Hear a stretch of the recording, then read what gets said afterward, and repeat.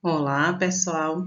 Hoje nós vamos falar sobre atitudes em relação à morte e como essas atitudes estão relacionadas com a fase do desenvolvimento que a pessoa está vivendo, né? A gente vai falar também sobre algumas pessoas importantes, né? Quem é a pessoa que faleceu e também vamos falar sobre a questão do suicídio, né?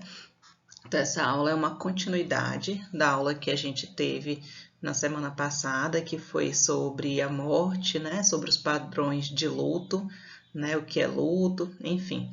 Então, hoje a gente dá continuidade a esse tema, tá bom? Eu sou Carla Fiaz, professora da disciplina Estudos Integrativos em Saúde, que a gente chama de tutoria, do Unifasb.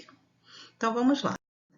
Então, as pessoas, ao longo da vida, se relacionam de forma diferente com a questão da morte, né? Isso vai depender de diversos fatores, né? Vai depender do desenvolvimento cognitivo dessa pessoa, né? Vai depender também da época em que o evento aconteceu, né? A gente pode pensar assim, quem é a pessoa, né, que morreu, se é você mesmo que está prestes, né, a morrer, ou se é uma outra pessoa próxima, né? E se esse evento foge ao normal ou não. Então, por exemplo, se você tem um avô, né, bem idoso, que está adoentado, né, existe uma certa expectativa de que aquela pessoa esteja mais próxima da morte do que um pai e uma mãe que saiu para trabalhar e não está com nenhum sintoma, né, de adoecimento. Então, nesses casos, ou mesmo, né, uma criança, então o impacto, né, dessa morte vai ser diferente na vida daquela pessoa. Também, então a gente vai considerar, né, em que fase da vida a pessoa, né, está. É infância, adolescência, né, fase adulta, né, pessoa mais velha, né. É importante a gente pensar, né, que a morte ela vai ser compreendida de uma forma diferente, né, depender da época em que a pessoa está vivendo. Então, alguns estudos mostram que algumas crianças, né, por volta dos 7 anos de idade, já começam a compreender que a morte é irreversível, universal e inevitável, né? A Maria Helena Franco estava falando outro dia, né, numa palestra dela, que a gente deve falar sempre com as crianças sobre morte, né, mesmo que a família crie, né, algumas histórias para poder facilitar o entendimento, mas é importante que ela ouça a palavra morte, né? Então, assim, se foi um cachorrinho que morreu, que foi um gato, né, ou o que quer que seja, né, ou uma pessoa, né, que a palavra, mesmo que alguém diga assim, virou uma estrelinha no céu, justamente pela dificuldade que tem, às vezes, de falar a respeito com a criança, mas diga, morreu e virou uma estrelinha no céu, porque vai ficar mais fácil da criança no futuro compreender o significado daquele evento, né? Então, crianças muito pequenas às vezes não entendem de fato, né, o significado, né, que a morte é para sempre, que não vai voltar, não desfaz, né? Mas é importante que a criança saiba o que está se passando. Hoje em dia, né, que a gente está vivendo esse momento em que a gente está mais próximo, né, desse tema, é importante que as crianças compreendam o que está se passando, caso aconteça na sua família, né, de alguém vir a falecer, que seja informado para ela, né, o que aconteceu, que não escondam, porque ela vai perceber em algum momento, né, que vai sentir falta daquela pessoa, às vezes, dentro de casa. Então, é importante falar de alguma forma, né, usar uma estratégia para falar para ela.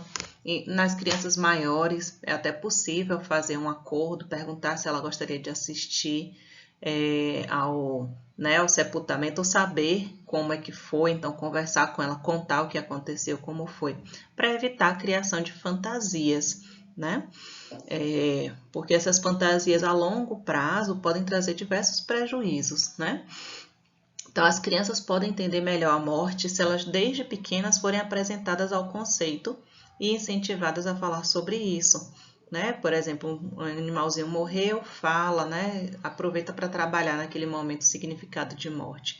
Isso vai preparando ela a lidar com essa questão que vai acontecer em algum momento da vida dela, né? O modo como a criança demonstra o luto depende do desenvolvimento cognitivo e emocional, né? Ela pode sentir raiva, pode se recusar a aceitar a morte, né? Fingir que a pessoa ainda está viva. Algumas, inclusive, chegam a relatar, né, que estão vendo aquela pessoa, que estão conversando com aquela pessoa. Então, o que é importante, né? A gente não vai dizer a ela, não, você não está vendo nada, é ilusão, é fantasia sua, né? Não vai fazer isso, mas também não vai chegar e, né, fazer o extremo oposto, que é chegar e começar a conversar com a pessoa junto com a criança, né? Então, nenhum nem outro. Mas falar para ela, né, tentar dar espaço para que ela possa se expressar, né, demonstrar seus sentimentos em relação a essa questão. Eu acho que assim também a forma como o adulto lida com a morte vai dizer muito sobre como a criança vai enfrentar esse momento, né? Então, se é um adulto que tem maturidade, ou que respeita esse momento, tem uma compreensão, né, mais saudável, ele vai dar espaço para a criança também manifestar seus sentimentos. Às vezes as crianças ficam confusas com as formas, né? As expressões que as pessoas usam. As pessoas falam, ele se foi, ou perdeu alguém, ou então foi para o outro lado. As crianças ficam sem entender o significado dessas expressões, né? Algumas pessoas falam, virou uma estrelinha no céu, né? Virou um anjo. Então, isso pode deixar as crianças sem entender o que realmente está acontecendo. E para a criança, né, assim como para o adulto, é mais difícil se adaptar à perda em algumas circunstâncias específicas, como, por exemplo, quando a morte foi inesperada, né, principalmente em casos de assassinato ou suicídio, mas a gente pode pensar também em casos de acidentes, né? Esses casos aqui, as pessoas evitam falar, né, o que aconteceu de fato, então por isso a criança pode se sentir, perceber que não sabe de tudo, né? Mas no caso, de modo geral, né, essas mortes que são inesperadas são mais difíceis da criança se adaptar porque não havia uma expectativa de que ela acontecesse. Já no caso em que às vezes a criança está observando que aquela pessoa está doente, está com a saúde debilitada, ela pode imaginar, né, o que aconteceu realmente. Então, como lidar com a criança que está vivenciando uma perda, né? Fazer o mínimo possível de mudanças no ambiente, nos relacionamentos e nas atividades cotidianas da criança, né? Então, por exemplo, se vive numa casa, né, evitar fazer uma mudança naquele momento, evitar trocar de escola, evitar trocar os colegas, né, para que a criança tenha um mínimo de estabilidade, porque às vezes tudo ali, né, o fato de às vezes de uma pessoa, às vezes até mais de uma pessoa, né, morrer, por exemplo, num acidente, faz com que toda a rotina dela seja alterada, né? Então já é muita coisa para ser mudada e você ainda tentar, né, fazer mudanças em outras áreas pode deixar a situação mais difícil para ela. Responder, né, as questões da criança de maneira simples e sincera, né? Não inventar mentiras, não dizer que um dia ela vai encontrar, que vai voltar, né, ou algo parecido, né? Incentivar a falar também sobre seus sentimentos e sobre a pessoa que morreu, do jeito que ela tiver vontade de fazer. Na adolescência, a gente sabe que o estágio, né, de compreensão é diferente. As pessoas na adolescência já têm uma compreensão maior do que seja a morte, né? Mas a gente aqui vai pensar em como os adolescentes muitas vezes se relacionam com a morte, né? Então, muitos dos adolescentes têm um comportamento que a gente chama de comportamento de risco, né? Se envolvem em comportamentos de risco. E é como se eles estivessem alheios aos perigos. Talvez, né, no dia a dia a gente possa constatar isso muito facilmente, né? Quantos adolescentes atravessam a rua, às vezes, esperam que o carro pare, né, para que ele atravesse a rua. Então, isso diz muito da forma como ele se comporta no dia a dia, né? Então, é comum, né, em lugares que às vezes permitem, né, que o adolescente dirija, que eles dirijam com uma imprudência. Inclusive, né, isso é considerado pelos seguros, né, de carro, que consideram que as pessoas mais jovens devem pagar um valor maior porque elas são as que mais se envolvem em acidentes, ou seja, porque tem um comportamento imprudente, né, no trânsito. São pessoas também que tendem a experimentar drogas, né, com uma maior frequência, né, e também eles estão mais interessados em aproveitar a vida, né, do que estender, prolongar essa vida por muito tempo. Tem né, alguns estudos sobre comportamento de risco que uma das questões justamente, né, envolve essa, assim, de perguntar à pessoa por quanto tempo você acha que vai viver, né? Então, aquelas pessoas que geralmente, né, estão na adolescência, aquelas que respondem que acham que vão viver por pouco tempo, né? Eu acho que eu vou viver até os 20, até os 30 anos, elas tendem a se envolver mais em comportamentos de risco do que aquelas que esperam, né, que respondem que vão viver até os 60, os 80, 100 anos, né? Então, essas têm um comportamento com mais cuidado. E aí, esses riscos, né, desnecessários que são assumidos pelos adolescentes, eles podem trazer resultados trágicos, né? Inclusive com a perda, né, da vida mesmo. Então, é uma questão importante se observar. A compreensão da morte na vida adulta. Os jovens adultos, né, se a gente pensar que quando tem alguma notícia, né, de morte, né, ou de adoecimento grave, isso pode levar à frustração e à fúria. E aí a gente pode pensar aqui que existem algumas condições que são mais frequentes nessa fase da vida, né? Assim, de modo geral, as pessoas jovens, adultas, têm uma boa saúde, né? Mas algumas delas às vezes adoecem. Dentre as doenças que a gente tem observado, né, crescer de forma mais frequente, né, assim, de uma forma bem significativa, né, nesse período da vida, é o HIV, né, a contaminação por HIV que gera, né, a AIDS, que é já o aparecimento dos sintomas, né? Então, pessoas que desenvolvem doenças terminais, como a AIDS, embora a AIDS hoje em dia já não seja considerada, né, é uma doença que tem tratamento, né, mas não tem cura, elas enfrentam questões relativas à morte. E aqui tem um dado mostrando que entre 2007 e 2017, 52,5% dos casos de infecção pelo HIV ocorreu nas faixas dos 20 aos 34 anos, né? Então, é uma fase assim bem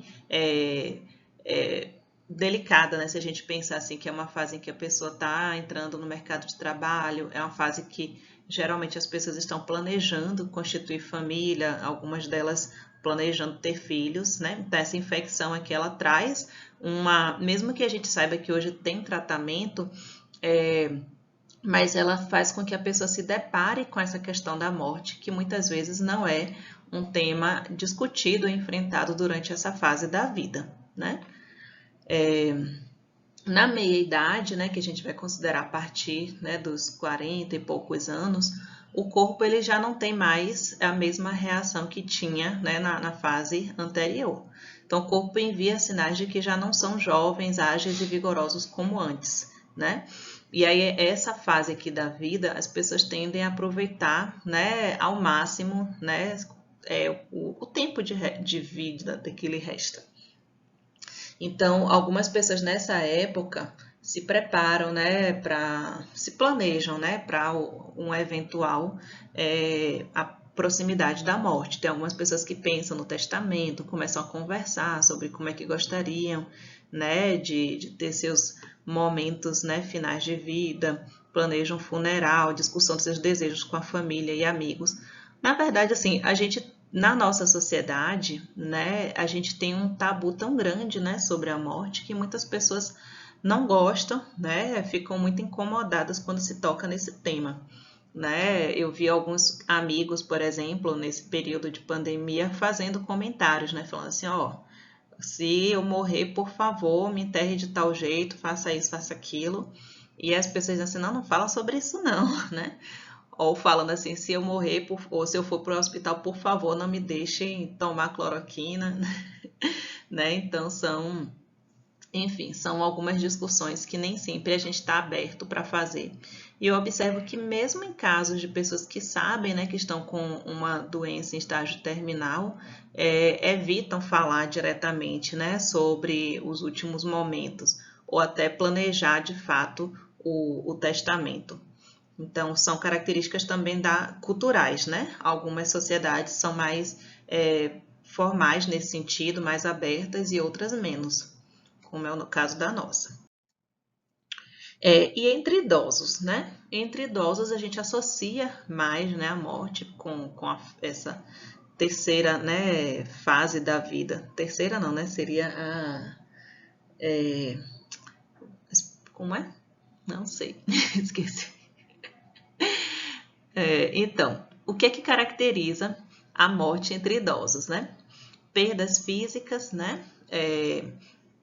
Que são frequentes, né? Algumas perdas cognitivas e de outros tipos também, mas a gente precisa lembrar que a velhice não envolve só perdas, né? A gente já discutiu isso na outra aula. A velhice ela também pode trazer grandes ganhos, né? Mesmo que não sejam físicos, né? Não são os principais, mas a gente observa também que algumas pessoas ganham um pouco mais de maturidade, de sabedoria, né? Nesse período da vida. Tem uma relação diferente com a vida. Mas algumas pessoas, né, vivendo, observando essas perdas, né, que são inevitáveis no corpo, podem ter a vontade de viver, né, o prazer de viver diminuídos. Algumas pessoas desistem de metas não cumpridas, né? Ali eu coloquei o exemplo de um filme, né, que mostra um caso de dois idosos que perceberam, né, que estavam já próximos da morte, resolvem sair para realizar seus últimos desejos. Então, a gente tem ali que, mesmo para algumas pessoas, né, nessa última fase, digamos assim, da vida, existem muitas questões que podem ser resolvidas, né, com familiares, rever alguns aspectos da sua vida, da sua personalidade.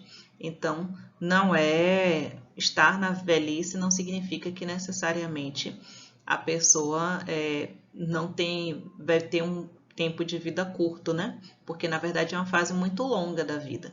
A gente considerar a partir dos 60 anos, né, a velhice, mas você pode viver até os 100, então significa que são 40 anos de vida, né? E é muito tempo para se viver, né? Mas, assim, ao mesmo tempo a pessoa lida com a perda de amigos, né? Às vezes perda da maior parte das pessoas com as quais conviveu no início da vida, né? Então, isso faz com que ela tenha que viver com mais frequência, lidar, né, com a questão do luto com mais frequência do que as outras pessoas que estão em outras fases da vida. Bem, uma questão que tem sido cada vez mais discutida é a questão da assistência ao doente terminal. A gente vai falar aqui de uma forma bem breve, né? Mas, assim, que é uma questão que é necessária também, né? Quando a gente fala de morte, que é, assim, o entendimento de que algumas situações, né, a gente reconhece que o paciente está vivenciando, que não vai ter uma recuperação, né? Então, isso implica que você precisa oferecer todos os cuidados, né, possíveis àquela pessoa, da melhor forma para que ela viva aquele período que lhe resta da melhor forma possível. Uma das estratégias que tem sido utilizadas é o home care, né, que cada vez tem aumentado, né, a tendência de pessoas, né, escolherem ficar em casa, né, assim, próximo das suas pessoas que ama, né, dos seus parentes, algumas vezes, né, recebendo todo o carinho possível. Inclusive, em alguns casos, o próprio hospital, as equipes do hospital fazem a visita em casa, levam, né, os profissionais para fazerem as orientações. Às vezes os profissionais vão lá, um fisioterapeuta fazer exercício, né, o médico vai lá visitar, né, fazer as adequações de medicamento, dar orientação à família. Então, a ideia, inclusive, até que a própria família receba orientação sobre os últimos instantes mesmo, né, na hora que a pessoa vier a falecer, quais são os cuidados que tem que ter, né, no cuidado com o corpo até chegar a equipe, né, para fazer todo o trabalho mesmo de levar, né, enfim, finalizar, né, levar o corpo embora e tudo mais. Então, surgiram movimentos, né, para tornar mais humano o morrer, né, porque aquele morrer que era feito no hospital, muitas vezes era distante, né, distanciado da família, era limitada a quantidade de pessoas que podiam visitar aquele paciente, então isso gerava uma série de desconfortos que você pode contornar quando está dentro de casa, né? Aqui eu coloquei o exemplo do Hospital Aristides Maltês, que é um hospital que fica em Salvador, talvez alguns de vocês conheçam. Ele dá assistência para pessoas que têm câncer e lá tem um grupo, né, de psicologia, tem uma equipe lá que faz atendimento aos pacientes que estão internados no hospital, mas também para aqueles que estão em home care, né? Então é importante falar que é um hospital público, né? E aí a equipe vai completa, inclusive com psicólogos, fazer a visita aos pacientes em casa. E aí esse serviço ele já acontece há mais de 20 anos. Bom, os cuidados paliativos, né, se referem a cuidados de consolo com o alívio da dor, né, do paciente, né, do sofrimento, do controle dos sintomas para manter uma qualidade de vida satisfatória e permitir que o paciente morra em paz e com dignidade. Tá? É importante falar que esses cuidados paliativos, eles devem ser ofertados não só ao paciente, né, mas à família também, né? A família precisa receber o suporte para poder entender que ela vai estar ali presente, né, que ela vai observar às vezes a deterioração, né, da condição do paciente. Então, os cuidados paliativos também é uma questão importante, é que ele não precisa ser ofertado, ele não deve ser ofertado só na hora que o paciente já está com a condição física muito debilitada. Pelo contrário, a partir do momento que a equipe percebe que aquele paciente é um paciente, né, terminal, ele deve começar imediatamente a receber os cuidados paliativos, né? Por exemplo, receber um diagnóstico de câncer, um câncer agressivo, que não sabe se vai ter recuperação, a equipe já deve entrar com os cuidados paliativos, né? Tanto para o paciente quanto para a família. E ele pode ser prestado tanto em casa quanto no hospital. Dignidade, né, é você ser tratado, ser visto de forma, né, com honra, né, e estima por quem cuida. Sempre a gente lembrar, né, que aquele paciente, ele né, ou foi o amado, né, por alguém. Não é só mais um número. Bom, falar um pouquinho agora sobre as mudanças físicas e cognitivas que precedem a morte. Quando um paciente está próximo, né, da morte, está vivenciando uma situação já de debilidade muito, né, grande do corpo, né, é observado algumas alterações, né, tanto físicas quanto cognitivas. Então, é muito comum que haja um declínio de algumas capacidades cognitivas, né, que pode incluir tanto na habilidade, né, declínio na habilidade verbal, de raciocínio espacial e de cognição, né? Um exemplo, né, bem comum entre as pessoas idosas, né, é a síndrome mais frequente da demência senil, né, ou seja, associada à idade. Então, geralmente as pessoas idosas, quando começam a ter esses sintomas, que são bem variados, tá, gente? Mas, assim, uma das características principais é a perda da memória, confusão, às vezes irritabilidade, né? E aí essas características, né, dessa demência vão impactar na execução de atividades, né, da vida diária do paciente, né, daquela pessoa, e também impactam na sua independência. Então, às vezes era uma pessoa que costumava dirigir, mas como está ficando com a memória comprometida, corre o risco de sair e não conseguir voltar para casa, né? Então, isso vai impactar em quê? Não vai poder mais dirigir, mas aquilo era essencial, né? Era às vezes até parte da identidade da pessoa. Então, são questões bem delicadas, né, que vão ser abordadas, né, com a família e precisa ser trabalhado de forma bem cuidadosa com aquela pessoa. Mesmo na ausência de qualquer doença identificável, pessoas em torno de 100 anos tendem a experimentar declínios funcionais, a perder o interesse por comer, beber e tendem a morrer de morte natural. Então, mesmo aquelas pessoas que são mais longevas, né, elas começam a ter essas perdas, né, como se tivessem tendo um desinteresse mesmo, né, pela manutenção do corpo. São características, né, dessa fase, dessa proximidade da morte, e que pode ser observada também em pessoas jovens que estejam em estágio terminal. Bom, agora vamos falar um pouquinho das pessoas, né? Assim, das pessoas que morreram, né? Então, como é que fica aquela pessoa que não partiu, né? Que vivenciou a perda? Então, quando a morte, né, acontece, né, a morte do cônjuge, então, é mais frequente, hoje em dia a gente observa que as mulheres tendem a viver mais do que os homens. Claro que isso está associado com questões de acesso, né, a tratamentos, né, a políticas mesmo, né, de tratamento, várias questões aí sociais, né, que vão impactar nisso. Mas o fato é que os homens morrem mais cedo, né, do que as mulheres, então as mulheres tendem a ficar viúvas, né, e mais do que os homens.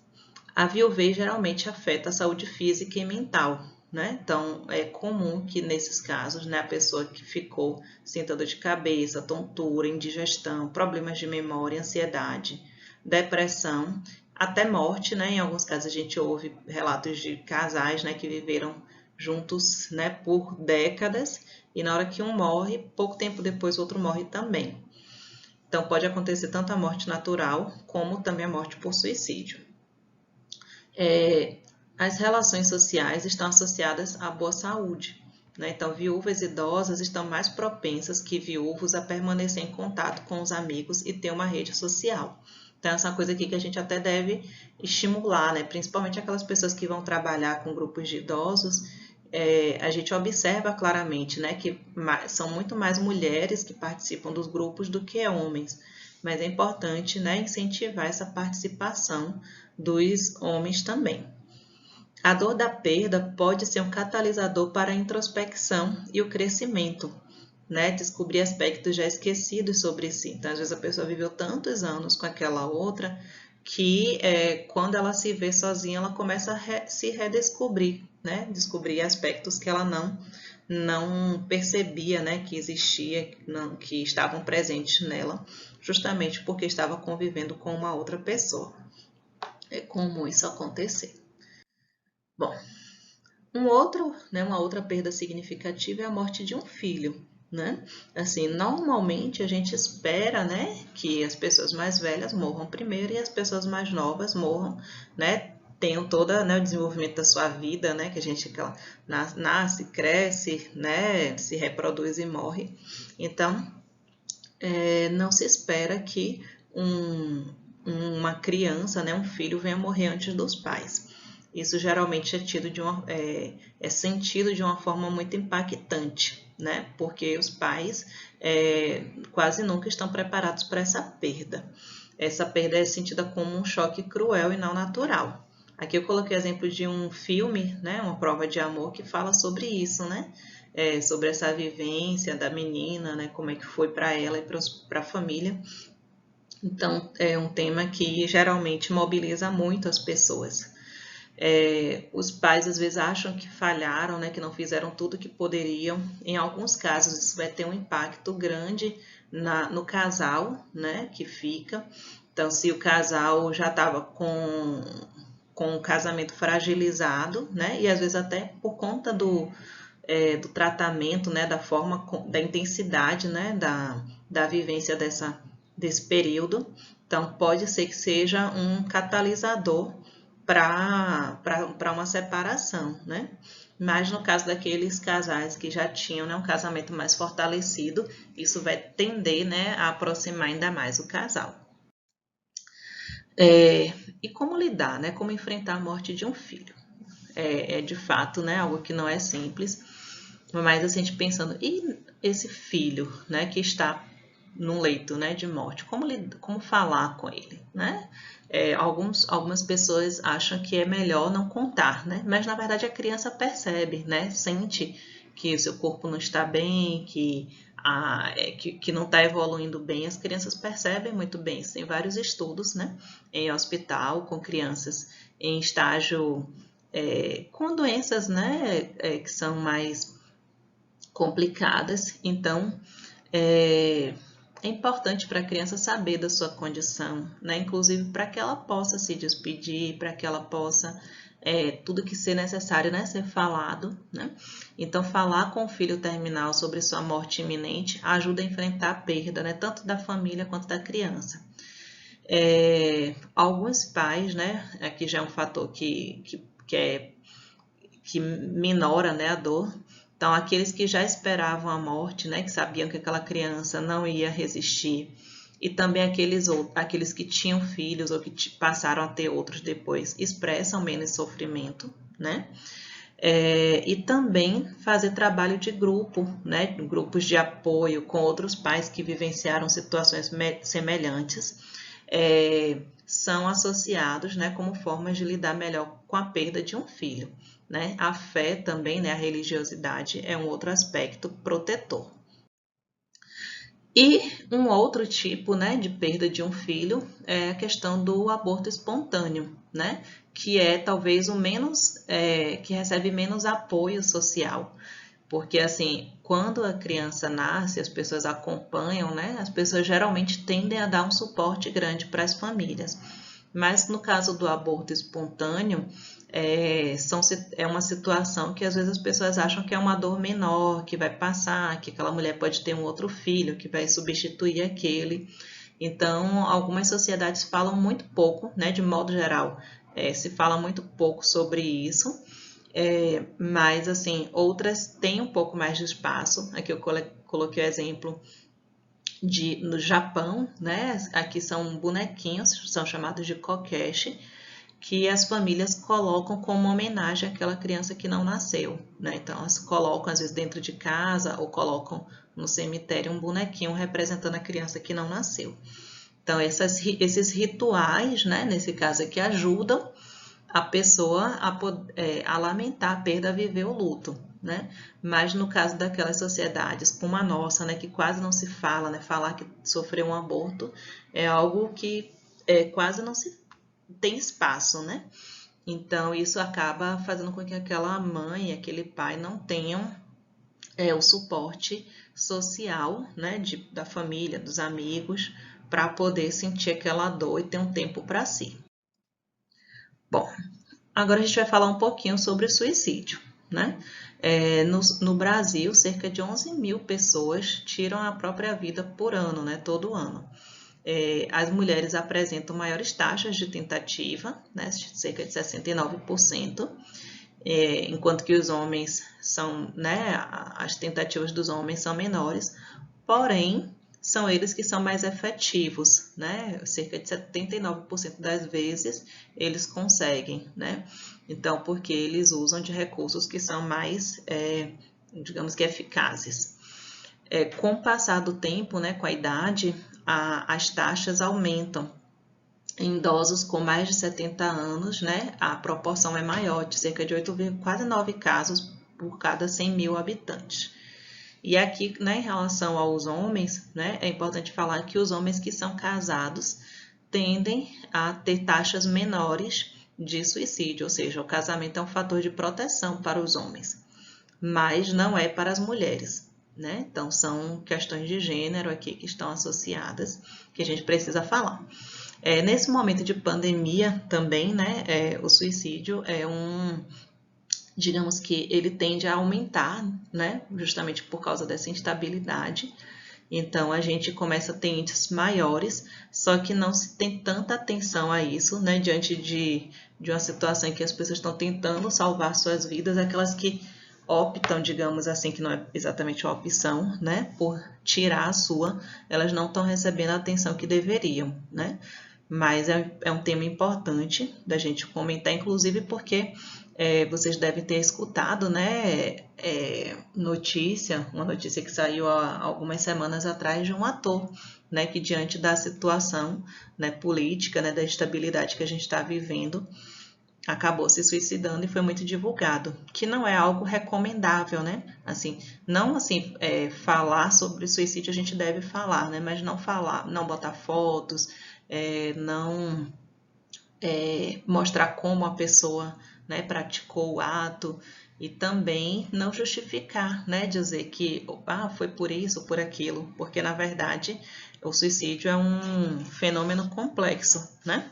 E assim, a depender de como seja divulgado, ele pode incentivar outras pessoas que já estavam, né, com ideação suicida também a praticarem. Então, nesse tema, a gente tem algumas questões importantes, né? Primeira delas, quando a gente lida, né, a gente encontra uma pessoa, né, que está, quando a gente fala de suicídio, a gente tem que entender que a gente tem 3 níveis de risco, que seriam a ideação suicida, quando a pessoa está pensando, né, em suicídio, pensa em morte com uma certa frequência, né, mas é só um pensamento. O segundo nível seria aquela pessoa que já planejou, que está com alguns planos de como executar, né? Já imagina como é que vai fazer. E o terceiro nível é aquela pessoa que já tentou em algum momento. Então, a gente vai se relacionar com a pessoa, né, de acordo com a forma que ela está, com o nível de risco que ela está. Então, esse caso aqui, essa situação, é o nível de risco maior, né? Que é a pessoa que já tentou em algum momento suicídio, é o maior fator de risco, né, para suicídio.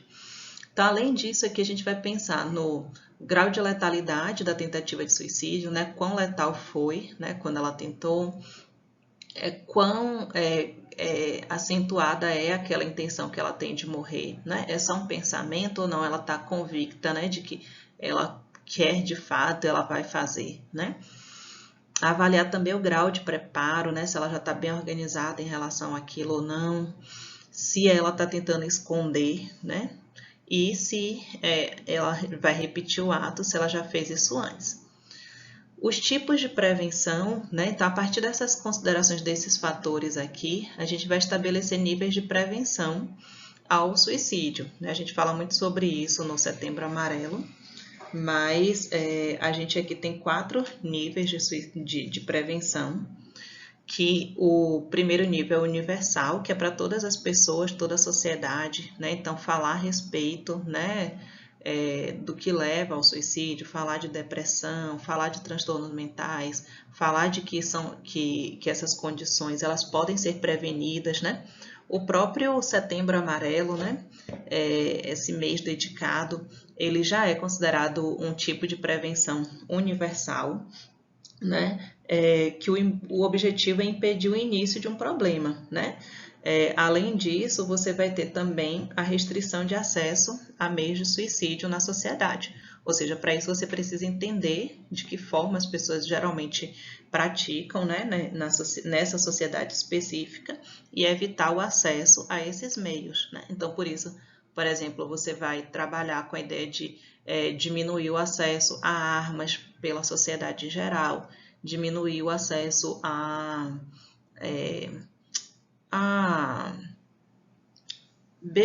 bebidas, mas como esqueci agora o termo, mas agrotóxicos, né, que são muito utilizados, né, em algumas sociedades que têm mais acesso, alguns grupos. Então, são algumas formas de prevenção. Então, além do Setembro Amarelo, a gente também tem o Centro de Valorização da Vida, que é o CVV, que hoje em dia, por exemplo, no Brasil, é de acesso, né, a ligação é gratuita, né, em todo o Brasil. Então, é um serviço que é disponível, que você pode ligar, você pode conversar mandar e-mail, você pode conversar por mensagem, né? São pessoas que estão disponíveis, né, 24 horas para poder dar suporte às pessoas que estão numa situação, né, de vulnerabilidade ou de grande sofrimento, né, numa emergência. Então, esse é o tipo de prevenção universal. A seletiva é aquela que se refere à prevenção a indivíduos e populações que apresentem um nível baixo, né, de risco, né, que não tem ainda o comportamento, né, de suicídio, mas que tem um grau de vulnerabilidade alto. Então, por exemplo, pessoas com histórico de abuso, vários tipos, tá, gente? Aqui eu coloquei só alguns exemplos para vocês. Pessoas com histórico de abuso físico, sexual, pessoas idosas, né, que a gente já viu que tem uma chance maior, os familiares de suicidas, né, ou seja, que tem um histórico na família, então são pessoas que são mais vulneráveis. E aí a gente entra também, mais uma vez, né, com nosso momento atual, pessoas afetadas por conflitos ou desastres, né, e a situação de pandemia é semelhante à situação de desastres. Então a gente precisa realizar, né, uma série de ações, né, com o sentido de prevenir, né, porque esse grupo aqui já está dentro do grupo de prevenção seletiva.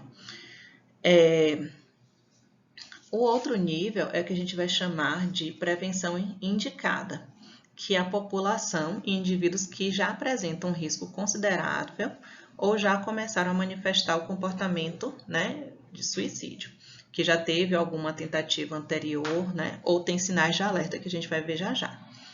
Então, essas pessoas aqui precisam de identificação, de acompanhamento, de monitoramento e de suporte. Principalmente, inclusive, da própria rede, né, pública, né, de atenção. O CREAS é um dos setores, né, que vai dar acompanhamento a essas pessoas. E o último nível, né, que é de pós-venção, é com o objetivo de prevenção de futuros suicídios. Geralmente é voltado para os sobreviventes, né, que a gente chama também de pessoas enlutadas. Então, elas também estão dentro desse risco, né, um risco maior. E aqui a gente vai falar que não só a pessoa que é parente, né, mas qualquer pessoa que teve algum tipo de ligação, né, com o evento que aconteceu. Então, por exemplo, alguém que encontrou, né, a pessoa, né, lá desacordada ou já morta, né, então qualquer pessoa que esteja relacionado com aquilo ali também deve ser alvo, né, desse tipo de prevenção aqui, que seria a pós-venção. Uma pessoa profissional de saúde, por exemplo. Bom, uma questão importante também da gente falar assim, é que muitos casos, né, que a gente às vezes subestima o número de suicídios, porque alguns deles são considerados como mortes por causas violentas.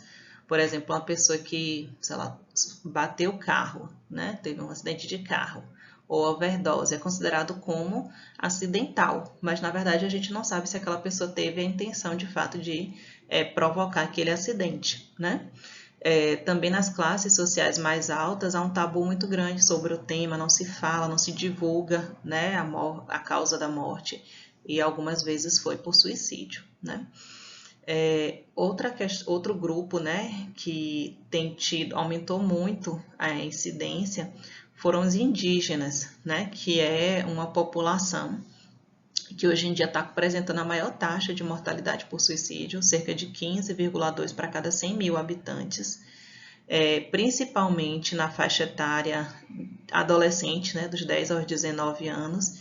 E aí esse grupo aqui, o que caracteriza, né, são pessoas que estão, né, que não se sentem incluídas, né, na sociedade em geral, às vezes têm dificuldades com a questão de linguagem, de possibilidade de entrar mesmo, né, no mercado de trabalho de forma com acesso igual, né, igualitário.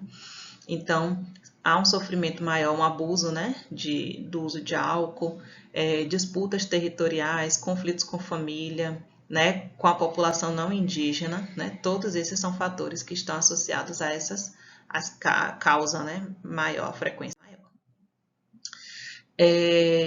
E agora a gente vai falar um pouquinho, né, sobre essa questão na adolescência.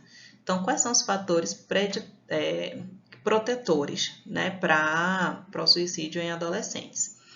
Ter um bom relacionamento com os familiares, ter um apoio, né, familiar, também fatores culturais, como se sentir integrado socialmente, por exemplo, participar de atividades esportivas ou de igreja, né?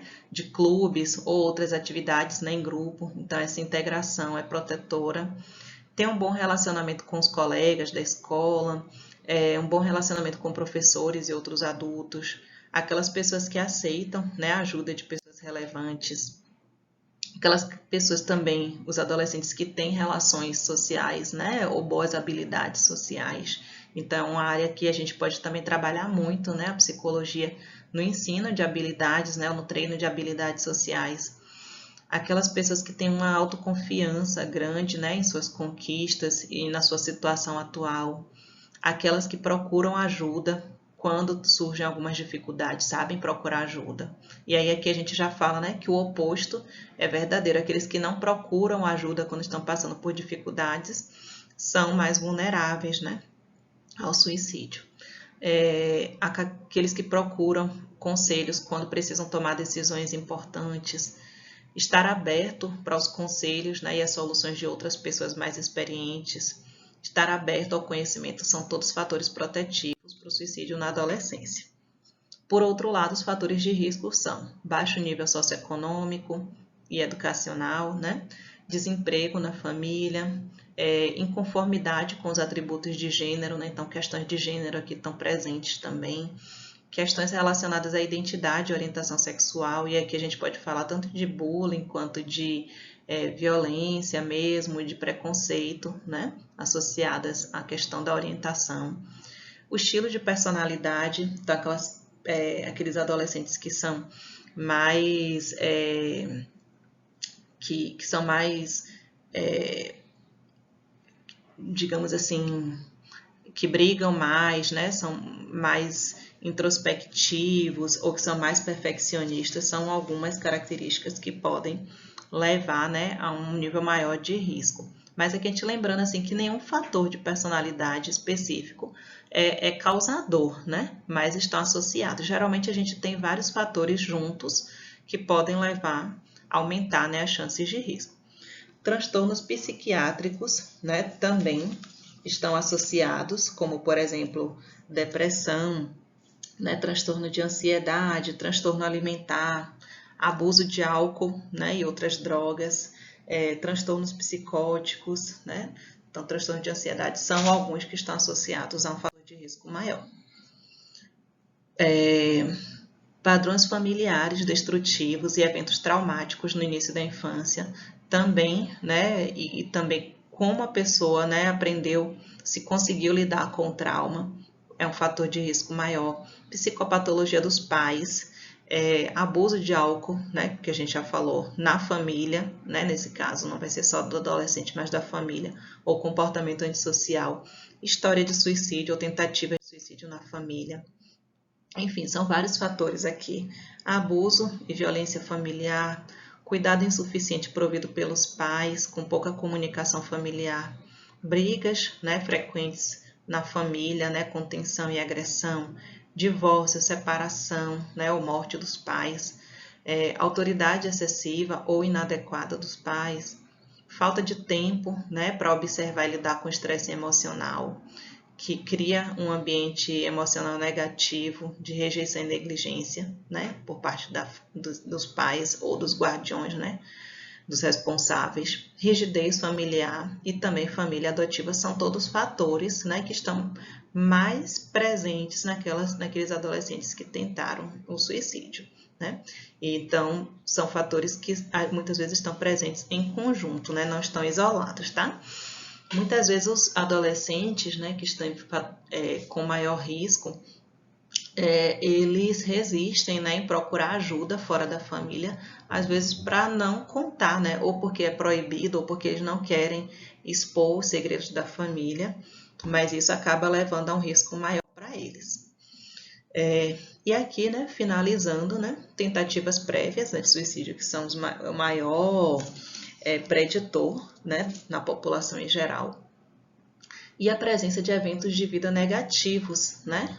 A pessoa quando está vivenciando, né, algum aspecto muito negativo, isso leva, né, pode desencadear sentimentos intensos no adolescente, né, de abandono, de desesperança. Às vezes não é nem o fato em si, mas a forma como ele lida com aquela situação que vai levar ele a uma situação de desesperança intensa, né? Então, por exemplo, perdeu alguém, né? Alguém morreu, importante na família, terminou um namoro, teve um problema escolar muito grande, né? Então, qualquer fator assim que seja muito impactante para ele naquele momento pode ser visto como algo que não vai ter uma solução, ele não consegue visualizar uma solução e acredita que, né, que a morte seria uma saída possível, né? Bom, agora vamos falar dos sinais de alerta, tá? Vou falar só de alguns, mas são importantes para a gente poder tentar identificar.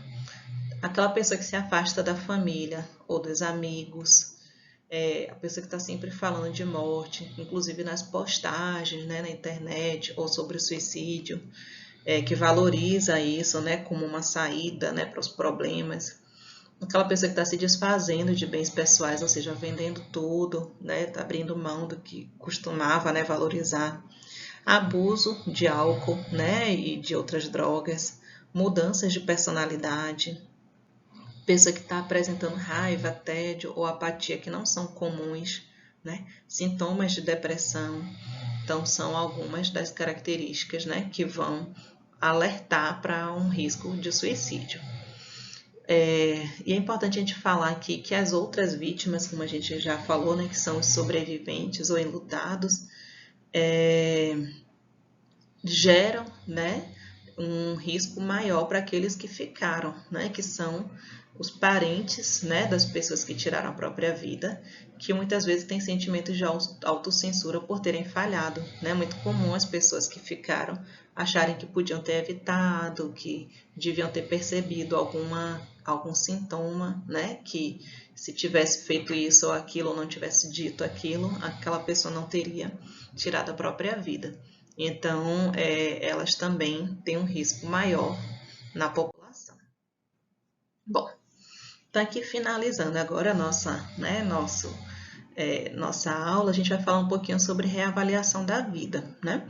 Então, assim, a morte em si não deve ser entendida como um fator negativo, tá, gente? Muitas vezes a pessoa ter consciência da proximidade da morte pode levar ela a reexaminar valores, né? E rever experiências e ações sob uma nova perspectiva, né? Então, começar a pensar assim em concluir algumas atividades inacabadas, né? Vou terminar isso aqui, eu queria, antes de morrer, deixar isso aqui pronto, né? Deixar esse quintal pronto, deixar essa casa pronta, quero pagar, né? Eu lembro de uma paciente que assim, que ela estava já em estágio terminal, né? E ela falou assim, não, eu preciso pagar uma sandália que eu comprei na mão de uma menina, então eu tenho que falar com minha filha para que pague, porque eu não quero morrer com essa dívida, né? Reconciliar-se também é uma oportunidade para se reconciliar com membros da família e amigos. Então a pessoa se dá conta de que não quer morrer com aquele desafeto e ela precisa fazer as pazes. Também é muito comum, às vezes, a gente observar em hospital algumas pessoas aguardarem um parente chegar, né, um filho, um amigo, alguém que ela gosta muito, e só depois, né, vir a falecer de fato. Kubler-Ross vai falar, né, que a negação da morte é a negação da morte que é parcialmente responsável pela vida vazia e sem propósito. Pois quando se vive como se viver para sempre, é fácil adiar as coisas que o indivíduo sabe que deve fazer. Ou seja, né, a pessoa vai levando a vida, né, no dia a dia, mas quando ela sabe que está prestes a morrer, ela começa a pensar, né, em levar uma vida com mais propósito. Outra questão, né, nesse processo, né, é recordar, né? Então a pessoa, quando começa a lembrar da sua vida, percebe a importância, né, que teve. A consciência da proximidade da morte também pode servir como impulso para reexaminar valores e ver experiências e ações sob uma nova perspectiva. Isso aqui já falou. Desculpe. Há coisas a serem ganhas e realizadas quando se morre. O tempo põe para aqueles que nos são próximos a realização de um derradeiro e duradouro senso de alto valor e estar preparado para se desligar são elementos inestimáveis de uma boa morte, né? Então, algumas pessoas às vezes pegam, né, que eu coloquei exemplo, né, do casal olhando umas fotos antigas, né? Então, é uma maneira de reavaliar a vida, né, que às vezes as pessoas aproveitam para fazer quando estão, né, prestes a morrer. Então, a gente pode considerar que é uma experiência de desenvolvimento, né? A gente está falando aqui de psicologia do desenvolvimento, é desenvolvimento também, né? Estar próximo à morte. E aí, para finalizar, eu deixo para vocês aí um link para a música de Titãs, né? Epitáfio. Não sei se vocês sabem, mas epitáfio é aquele textinho que as pessoas costumam colocar na lápide, né? Em cima do túmulo, né? Uma mensagem para aquela pessoa que morreu. Então, essa aqui, né, epitáfio, agora vocês vão ouvir pensando nisso, né? A letra, né? Ouvindo a letra, prestando atenção no sentido dessa música, tá bom? É isso, vamos aproveitar a vida, vivê-la, tá bom? Um abraço e até a próxima.